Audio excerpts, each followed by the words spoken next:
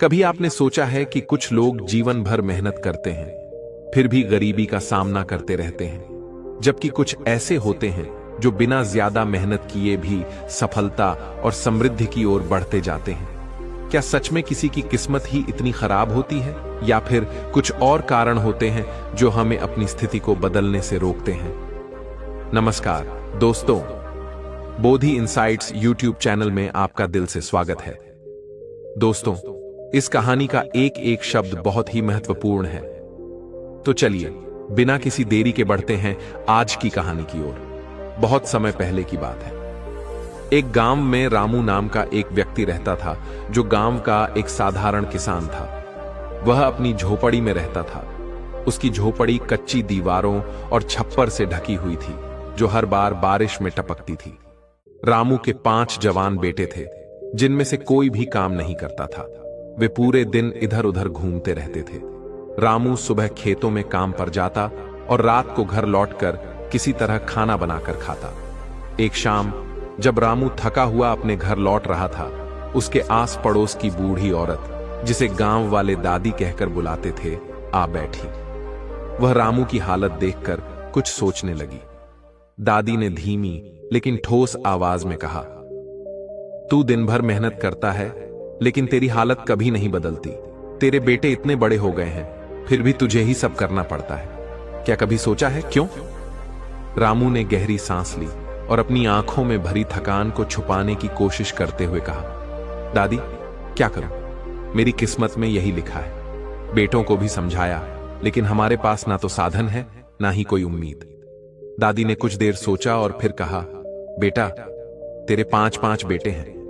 कम से कम किसी एक की शादी करवा दे। जब बहू घर आएगी तो शायद घर में कुछ रौनक आ जाएगी। बहू का आना घर को बांधता है, औरतें घर को संवारती हैं। शायद तुम्हारी जिंदगी में कुछ बदलाव आ जाए। रामू ने गहरी नजरों से दादी की ओर देखा और बोला, दादी, मेरे बड़े बेटे अजय की शादी तो 2 साल पहले ही हो गई थी, लेकिन क्या फायदा? वह ससुराल से कभी वापस ही नहीं आई। हमारे पास ना तो उसे लाने का साधन था और ना ही उसे रखने की व्यवस्था। घर की हालत देखती तो और ज्यादा दुखी हो जाती। दादी के चेहरे पर चिंता और सहानुभूति की झलक थी। उसने कहा, तूने कभी उसे लाने की कोशिश की? रामू ने सिर झुकाते हुए कहा, कैसे लाता दादी? ना तो मेरे पास पैसे थे, ना कपड़े, ना घर का कोई सामान। क्या लेकर जाता? उसकी ससुराल वाले मेरी गरीबी का मजाक उड़ाते। दादी ने थोड़ी देर तक सोचा, फिर उसने अपनी लाठी संभाली और कहा, रामू, चिंता मत कर, मैं तेरी मदद करूंगी। कल सुबह अजय को मेरे पास भेज देना। मैं उसे कपड़े दूंगी और थोड़ा सामान भी। वह अपनी पत्नी को लाकर इस घर को नया जीवन दे सकता है। रामू की आंखों में थोड़ी उम्मीद जागी। वह बोला, दादी, तुम तो भगवान हो, लेकिन मेरी किस्मत को बदलना इतना आसान नहीं है। क्या वह लड़की इस हालत में इस घर में रह पाएगी? दादी ने मुस्कुराते हुए कहा, बेटा, किस्मत मेहनत और समझदारी से बदली जा सकती है। तू अजय को भेज दे, बाकी सब मैं संभाल लूंगी। बहू आएगी तो घर में रौनक जरूर आएगी। बस तू हिम्मत मत हार। रामू ने सिर हिलाया और दादी के सामने कृतज्ञता प्रकट करते हुए घर चला गया। सुबह सुबह अजय को बुलाकर रामू ने उसे सारी बात बताई। अजय पहले तो झिझका, लेकिन फिर तैयार हो गया। वह अपनी पत्नी को लाने के लिए दादी से कपड़े और थोड़ा सामान लेने दादी के घर चला गया। अजय, जो अक्सर अपने घर की गरीबी और संघर्ष को देखता था, आज कुछ अलग महसूस कर रहा था। उसने अपने पिता से सुना था कि बूढ़ी औरत ने उसे अपनी पत्नी को ससुराल से लाने के लिए कपड़े और सामान दिए हैं, लेकिन अजय का दिल थोड़ा घबराया हुआ था। वह सोच रहा था, क्या मेरी पत्नी सच में इस घर में खुश रहेगी? क्या वह इस गरीबी को सह पाएगी? लेकिन फिर उसने एक गहरी सांस ली और खुद से कहा, मेरे पास अब कोई विकल्प नहीं है। अगर मुझे अपने घर में रौनक लानी है तो यह कदम उठाना पड़ेगा। अजय ने जल्दी जल्दी तैयार होकर बूढ़ी औरत के घर पहुंचने के लिए कदम बढ़ाए। बूढ़ी औरत उसे बड़े स्नेह से मिली। उसके चेहरे पर एक संतुष्टि और निश्चिंता थी, जैसे उसे विश्वास था कि अजय का परिवार एक दिन बेहतर होगा। उसने अजय को अच्छे कपड़े दिए, कुछ बर्तन और जरूरी सामान दिया और कहा, बेटा, यह सामान लेकर जाओ, अपनी पत्नी को ससुराल से लेकर आओ, घर में खुशहाली लाने का यही समय है। अजय ने कपड़े पहनकर और सामान लेकर ससुराल की ओर निकल पड़ा। रास्ते भर वह यही सोचता जा रहा था, क्या मेरी पत्नी यह सब समझ पाएगी? क्या वह मेरी गरीबी को लेकर मुझसे नफरत तो नहीं करेगी? अजय की ससुराल में उसकी पत्नी का स्वागत बहुत गर्मजोशी से हुआ। ससुराल वाले उसे देखकर खुश थे, लेकिन अजय की पत्नी को यह देखकर थोड़ी हैरानी हुई कि उसके पति के साथ आए सामान में कितनी कम चीजें थीं। उसने सोचा, क्या मेरे घर वाले यह सब देखेंगे? क्या वे मेरे पति की गरीबी को लेकर हंसी उड़ाएंगे? लेकिन ससुराल वालों ने उसे मनाया और कहा, तुम वापस आई हो तो हमारा घर भी फिर से रोशन होगा। ये सामान थोड़ा कम है, लेकिन हमारी खुशियां बड़ी हैं।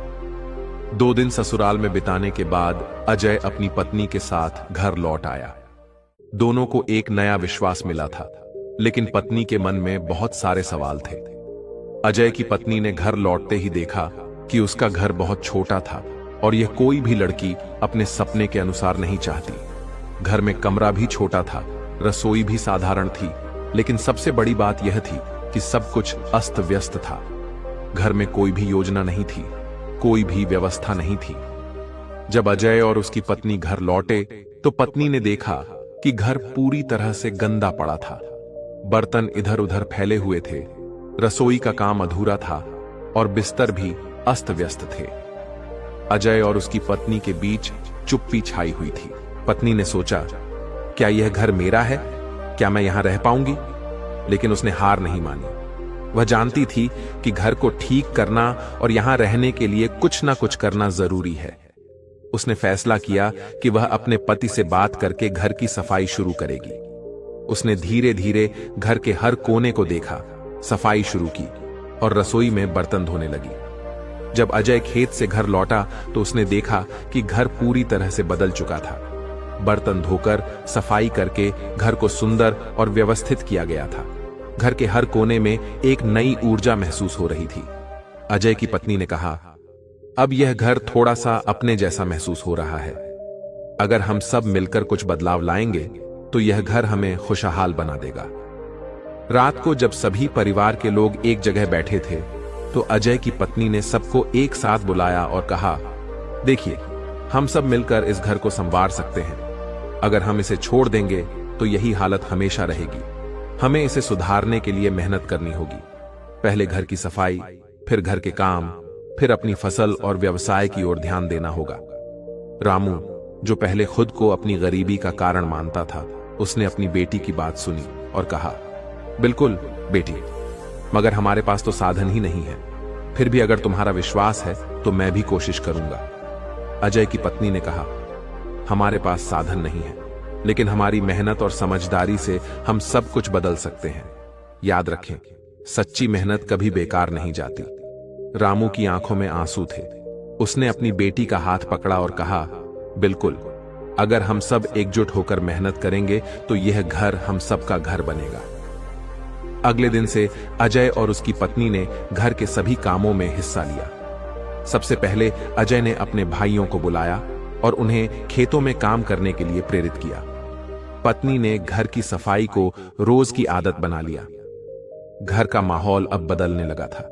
रसोई में हर चीज व्यवस्थित होने लगी। बर्तन अब कभी गंदे नहीं रहते थे और हर व्यक्ति अपने काम में व्यस्त रहता था। अजय की पत्नी ने खेत में नई फसल लगाने का विचार किया। कुछ समय पहले रामू के पास एक छोटी सी खेत थी जिसमें ज्यादा फसल नहीं उगती थी, लेकिन अब उसने अपनी पुरानी आदतें बदल ली थीं। कुछ महीनों में घर की स्थिति में बदलाव आना शुरू हुआ। पहले जहां घर में गंदगी और उदासी का माहौल था, अब वहां सफाई और खुशहाली का माहौल था। खेतों में अब अधिक फसल उगने लगी थी। रोटी पहले कम थी, अब भरपूर होती थी। रामू ने महसूस किया, बेटा, सच में जब मेहनत और समझदारी से काम किया जाता है तो किस्मत बदलने में देर नहीं लगती। अजय की पत्नी ने कहा, अगर हम सब एक साथ रहें तो गरीबी को भी दूर कर सकते हैं। हमारी सबसे बड़ी ताकत हमारी एकजुटता और मेहनत है। अजय के पिता रामू अब घर की स्थिति में बदलाव लाने के लिए हर रोज मेहनत कर रहे थे। उनकी बहू ने एक दिन उनसे कहा, पिताजी, आप हर दिन मेहनत करके काम से लौटते हैं तो कुछ ना कुछ सामान जरूर लाया कीजिए। घर में हमेशा कोई ना कोई चीज होनी चाहिए, नहीं तो घर में खाली हाथ आने से मन भी उदास रहता है। रामू, जो पहले ही अपने बेटे और बहू के अच्छे सुझावों से प्रेरित थे, यह सोचकर मुस्कुराए। ठीक है बहू, मैं आज से ऐसा ही करूंगा। अब रामू हर रोज काम से लौटते वक्त कुछ ना कुछ लेकर घर आते थे। कभी वह घर की जरूरी चीजें लाते, कभी कोई छोटा सा तोहफा। घर में चीजें बढ़ने लगीं और सबको अच्छा महसूस होने लगा। लेकिन एक दिन वह बिना किसी सामान के लौटे। बहू ने देखा और पूछा, पिताजी, आज आप कुछ लेकर नहीं आए? रामू थोड़ा परेशान होकर बोले, आज कुछ नहीं मिला बहू, बस ये मरा हुआ सर्प ही मिला, इसे ले आया। रामू ने सर्प को एक कोने में रख दिया और अंदर जाकर खाना खाने लगे। लेकिन उसकी बहू सोच में पड़ गई। उसने सोचा, आखिर इस मरे हुए सर्प का घर में क्या काम? इस बीच आसमान में एक चील गिद्ध उड़ता हुआ दिखाई दिया। उसकी आंखों में तेज थी और वह दूर दूर तक अपनी नजरें फैलाए हुए था। अचानक उसकी नजरें उस झोपड़ी पर पड़ी जहां रामू और उसका परिवार रहते थे। वह नीचे झांकते हुए देखता है कि वहां एक मरा हुआ सर्प पड़ा हुआ था। चील ने इसे अपनी चोंच में पकड़ लिया और आसमान में ऊंची उड़ान भरते हुए उस मरे सर्प को अपने साथ ले लिया। लेकिन हवा के झोंके से चील की चोंच में से कुछ गहनों का हार फिसल कर गिर गया।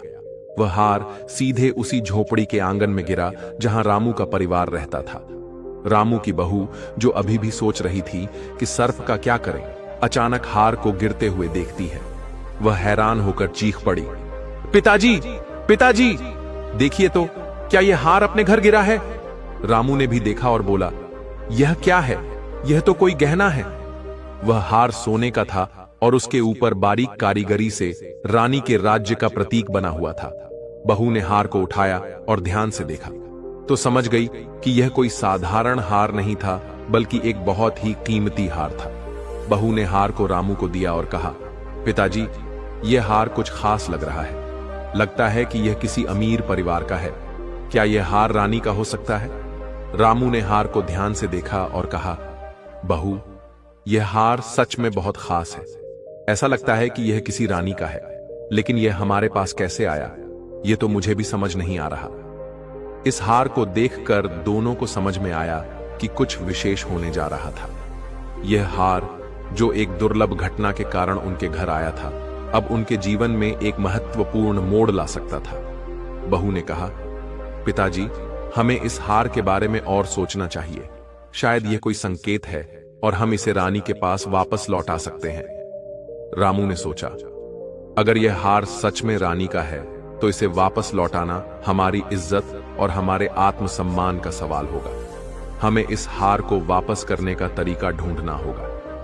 अगले दिन रामू और उसकी बहू ने निर्णय लिया कि वे हार को रानी तक पहुंचाने का तरीका ढूंढेंगे। उन्होंने सोचा कि जब तक वे इस मामले में निपट नहीं लेते, तब तक किसी को इस हार के बारे में नहीं बताना चाहिए। लेकिन उनके पास अभी भी यह सवाल था कि हार रानी के पास कैसे पहुंचेगा।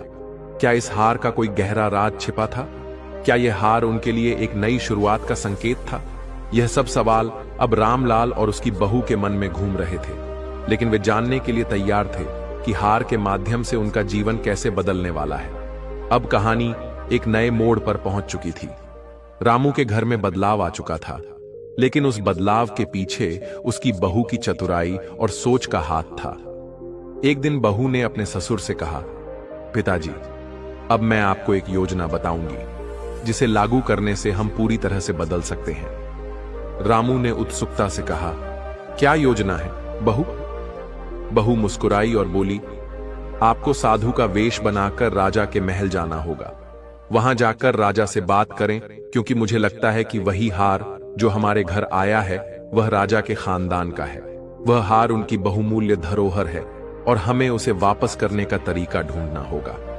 रामू हैरान होकर बोले, यह तो एक नया विचार है बहू, लेकिन आप सोचें ऐसा कैसे होगा। अगले दिन रामू ने बहू की बातों को गंभीरता से लिया और साधु का वेश बनाकर महल की ओर निकल पड़े। रास्ते में वह सोच रहे थे कि यह योजना कैसे काम करेगी। वह महल पहुंचे और राजा से मिले। राजा ने उन्हें देखकर पूछा, तुम कौन हो और क्या चाहते हो? रामू ने अपना झूठा परिचय दिया और कहा, महाराज, मैं एक साधु हूं और मुझे आपकी चिंता का हल पता है। आपके महल में जो हार गायब हुआ है वह मैंने अपनी दिव्य दृष्टि से देखा है। राजा हैरान होकर बोले, तुम सच कह रहे हो? तो यह बताओ कि वह कहां है? रामू ने बिना हिचकिचाए कहा, महाराज, वह हार आपके ही महल के पीछे है। एक चील ने उसे उड़ा लिया था और वह आपको वापस मिलेगा, लेकिन उसके लिए आपको एक योजना लागू करनी होगी।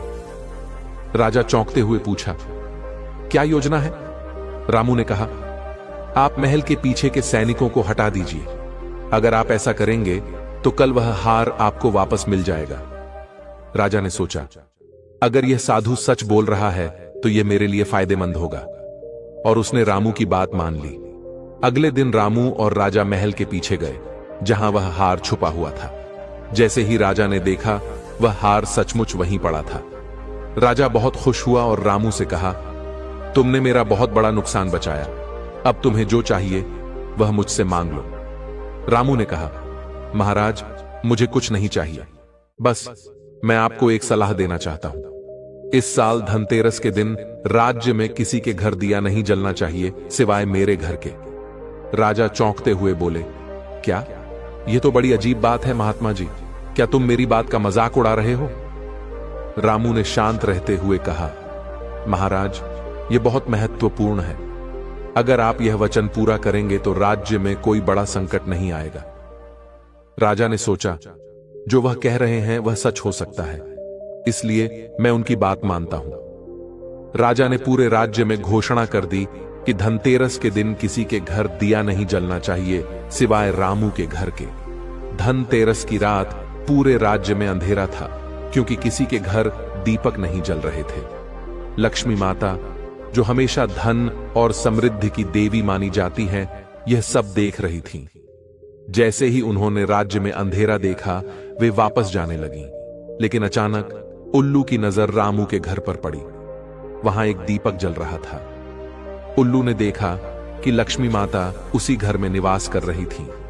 वह घर अब धन और सुख से भर गया था। लक्ष्मी माता ने रामू के घर को आशीर्वाद दिया और उसे समृद्धि से भर दिया। उसी रात रामू का घर एक झोपड़ी से बदलकर एक आलीशान महल बन गया। अगले दिन रामू और उनका परिवार यह देखकर चौंक गया कि उनका घर पहले जैसा नहीं था। वह सब कुछ नया और चमचमाता हुआ था। रामू ने बहू से कहा, यह सब तुम्हारी चतुराई का ही परिणाम है। बहू, तुमने सही दिशा में काम किया और अब हमारी स्थिति बदल गई है। बहू मुस्कुराई और बोली, पिताजी, अब आप राजा के पास जाइए और उनसे कहिए, राजा जी, माफ कीजिए, मैंने यह सब सोच समझकर किया था। हमारे राज्य में एक बड़ी घटना होने वाली थी, लेकिन आपकी कृपा से वह टल गई। रामू ने सोचा, बहू ने सही कहा, मुझे राजा के पास जाकर अपनी बात रखनी चाहिए। जब रामू राजा के पास गए और यह बात कही तो राजा खुश हो गए। उन्होंने रामू को खूब सारा धन दिया और आशीर्वाद दिया। अब रामू और उनका परिवार संपन्न हो गया। इस कहानी से हमें 5 महत्वपूर्ण बातें सीखने को मिलती हैं। 1. प्रयास और समर्पण। जो व्यक्ति समय के साथ बदलता नहीं है और प्रयास नहीं करता, वह हमेशा गरीब बना रहता है। 2. बुद्धि और सोच। बिना सोचे समझे काम करने से हमेशा नुकसान होता है। बुद्धि और विवेक से किया गया काम हमेशा सफल होता है। 3. हिम्मत और साहस। जो व्यक्ति अपनी मेहनत और साहस से काम करता है, वह कभी भी गरीबी में नहीं रहता। 4. स्त्री का सम्मान। जिस घर में स्त्री का सम्मान नहीं होता, वहां कभी समृद्धि नहीं आ सकती। 5. आत्मनिर्भरता। जो व्यक्ति दूसरों पर निर्भर रहता है, वह कभी भी समृद्धि को नहीं पा सकता।